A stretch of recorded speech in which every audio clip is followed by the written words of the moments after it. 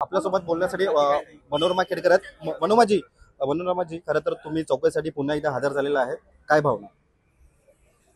म्हणजे नाही आपण चौकशीसाठी पुन्हा एकदा रबाळे पोलीस स्टेशनमध्ये हजर झालेले आहेत, कशा प्रकारे चौकशी चालू आहे त्याबाबत काय सांगा?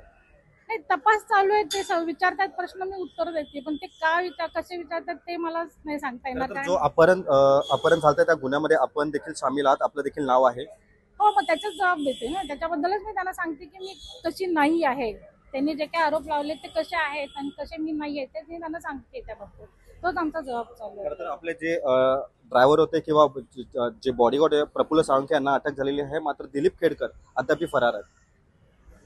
हो आहेत ना, म्हणजे त्याबद्दल मी काय बोलणार, म्हणजे मलाही नाही माहिती, माझाही त्यांच्याशी काही कॉन्टॅक्ट नाही आहे।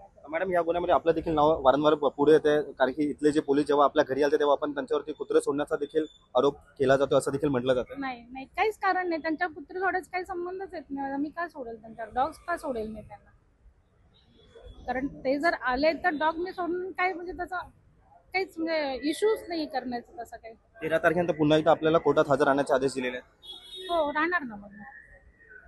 म्हणजे आपलं म्हणणं काय, म्हणजे आपण या गुन्ह्यामध्ये आपला अजिबात सहभाग नाही का, असं म्हणणं आहे का आपलं? हो, माझा अजिबात सहभाग नाही आहे त्याच्यामध्ये, काहीच, मी त्या गुन्ह्यामध्ये मी सहभागी नाहीच।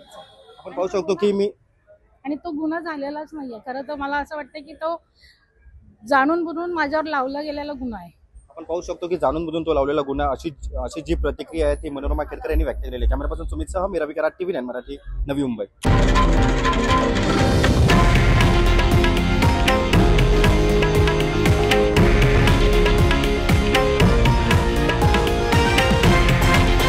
हे आहे देशातील नंबर 1 न्यूज नेटवर्क आणि आपण पाहत आहात TV9 मराठी, एकमेव।